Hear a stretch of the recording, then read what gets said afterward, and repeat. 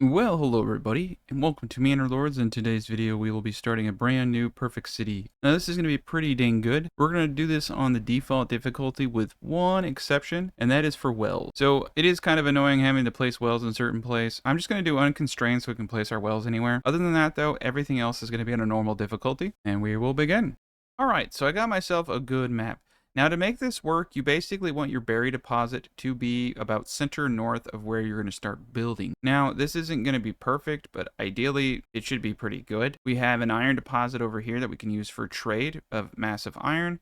And most importantly, what we really want in this is the rich deposit of wild animals, because that's not something that you can get with a perk. Now, the berries is something we can get with the perks, so let's talk about the perks for this build. So because we don't have a rich deposit of berries, we're just going to be simply doing forest management to double the capacity of the berries. Now, this doesn't double productivity, but let me explain this to you real quick. Berries proc 80 at a time when they're in growth season, so because you're capped at 64, you're not getting the maximum amount of berries. So by taking a point in the berry making, you will be able to hit your maximum berries, which is about 800, 850.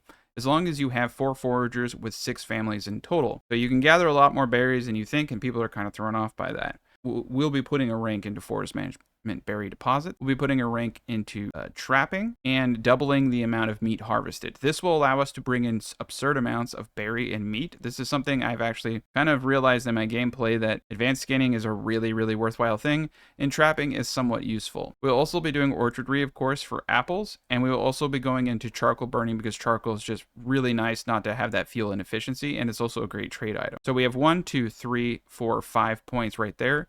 Your other point, you can put anything you want. We will not be doing bread, but we could use plowing for small barley fields, and that could actually be very useful so that we can have a lot of little farms. And that might be the direction that I go, at least in this build, but you can really do anything you want. There is no wrong answer for that last point. All right, so it's not going to be perfect, but you want your berry deposit to be somewhat mid and central for this design to work. You don't want anything really underneath it. What's great is that we can move our animal point simply by placing buildings on top of it. One of the easiest ones and easiest ways to do this, of course, is to use the Funtime Happy Pit. So if I place it here, I can move it around until I want it in the northern area, and I will just keep placing these buildings until I get it. So look at that. That's perfect. It's exactly right where I want it. Now what I'm going to do is something that may or may not be in the game at some certain point. But right now, if you cut down a tree where the berry bushes are, it reduces the capacity of that berry bush. However, if you place a field which removes that tree, it permanently encloses that area and makes it a safe space. So if I do this, I will remove the trees, but I do not remove the capacity of the berries. So now I have completely protected my berries. I don't have to worry about a tree being cut down in its vicinity, reducing that deposit. But I did accidentally move my wild animals. So I should have done that first. So just keep that in mind. We got it back just by moving it. So essentially what we're going to be doing here is we're never going to be going above this point.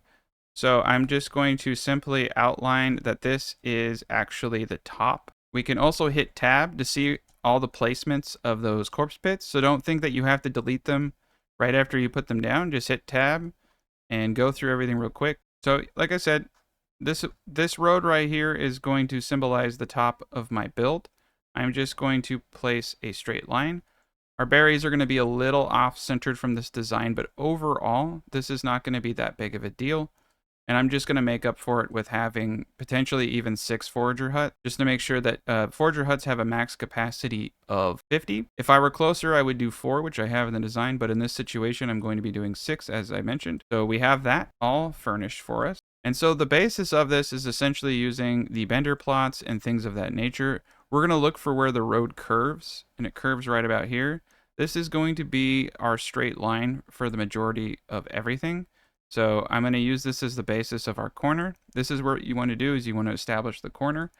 And what we have in this design, we have 6 corpse pits separated by a road, then 2 corpse pits separated by a road, then 2 corpse pits separated by a road, then 2 corpse pits separated by a road, then 6 corpse pits. And this is going to be used to designate plots for farming and plots for chickens. Now we're going to be producing something like 5 to 600 eggs with this design. It's going to be really good. What I do recommend for the areas that you have gaps, whereas this is a farming area, and then this will be one of the first chicken areas, I would recommend that you give yourself a good road gap just to make sure that there are no issues. So this will be the center of the design. You can see it is just a tad bit off from where the berries are. I do not believe that this is going to cause major issues. The granaries will be right here, and they will be able to come up to the foragers and get them. We will also have our hunters most likely kind of take the design with a grain of salt. It's there to make sense, but also, you know, you're going to have to change it up a bit based on what you're seeing in your map. It will definitely show you the way, but you're going to have to be a little creative when you do this. And because of the way some of this stuff works, you don't have to be perfect. All right. So you don't want to do too much at once. But what we want to do is go layer by layer so we can make sure our roads are straight. All right. So we have 2 more. And this is for the second row of housing. So you have housing here, market here, housing here, farms here. What this is going to give you is a really, really good setup where you have all of your food producing things going into the middle area where the market is.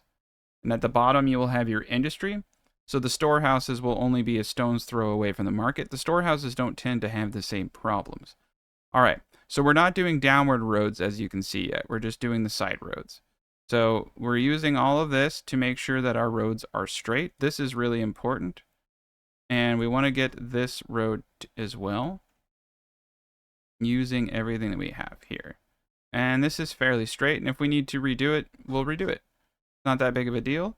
You can see here, we have a very good canvas. It's going a little bit sideways, not really a big deal. It just means those farms are going to be just a tad bit bigger than they would have normally been.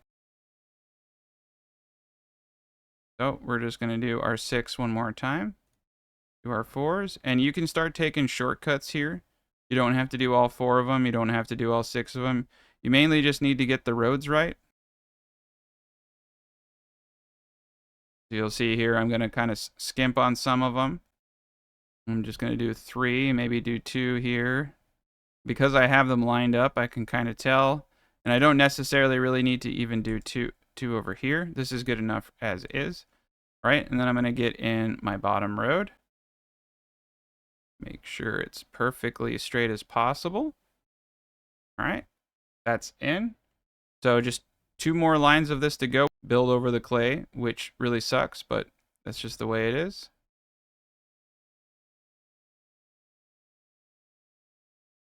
Oh, looks like we didn't destroy it. That's cool.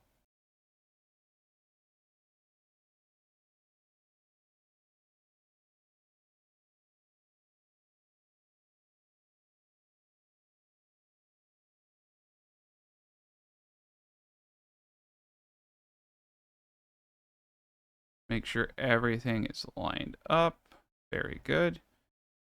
Now we use the pits basically to establish from pit to pit that it's a straight line. Now we will put down our middle roads like so. Boom. So this is one residential area here where the chickens will come. And if your roads are not perfect, don't be too crazy about it. The point is to get these as straight as possible so that everything just lines up. But it really doesn't matter. You know, go as far as your ADD will take you. If you have OCDs like me, you'll probably go back and forth a bajillion times. There we go, straight, straight, straight. So look at that. We now have the entire grid, right? And then industry right here. But this center section here is everything. So the granaries will go right here. Will be a road down the center for the granaries to come off of. You can use the center section of this pit here as a basis. But when you do this, and if you do it correctly, you should be able to place 3 granaries in total here. And you should be able to place 5 hitch posts right behind everything. So starting right off the bat, I'm going to do a granary and a hitch post. Down here is going to be the church, the tavern, and a massive area for the market, and a small well in the bottom right corner. If you would like, you can see that you can place the church right here, and then the tavern. So I'm going to place my well right here for the whole village. It will be centralized, so the well will be right here.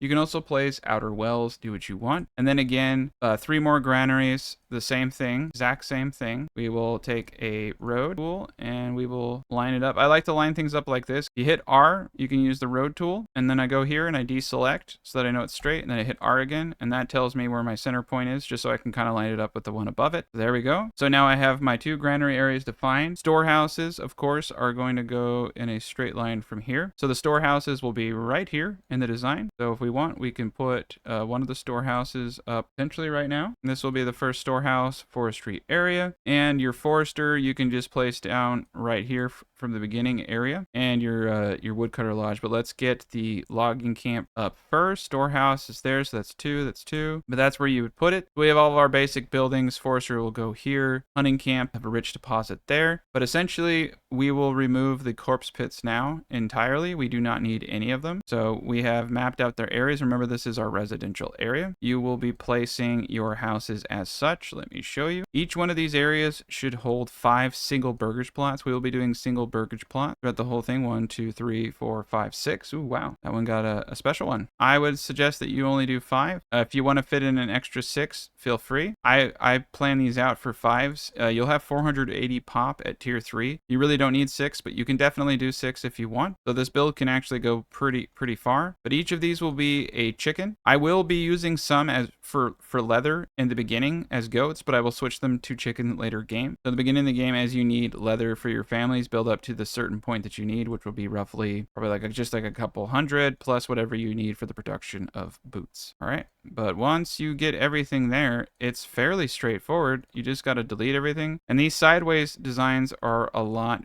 easier than the benders that I used to do. So in the corner here, we will be connecting corner to corner. This will help with transportation from the center point. Here we'll be leaving it straight, as there is no need for any corner to corner. And this will be a complete apple field for mass production of apple. There we go. So you can see it, corner, corner. We still have our clay, so that means that we can actually mine all that clay out. Corner, corner, all right, corner to corner. And there you go. That is it. That is the whole design.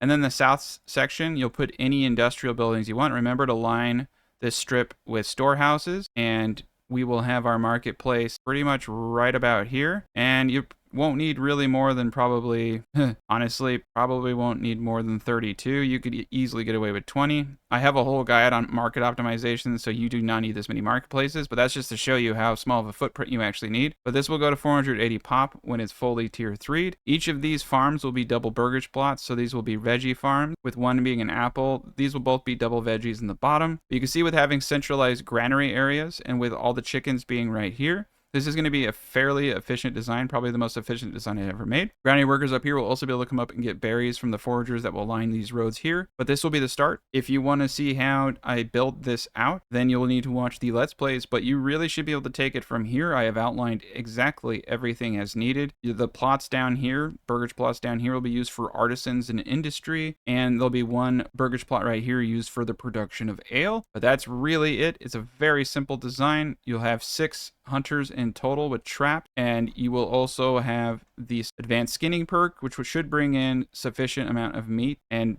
pretty much everything you need is right here. You will not need bread. Only thing you'll need is farming for ale, and you will have to play around with that as things come around, but it should be relatively easy, and I will have the exact amount of ale that you need in the chart on the link in the description. Everybody have a great day. That is it.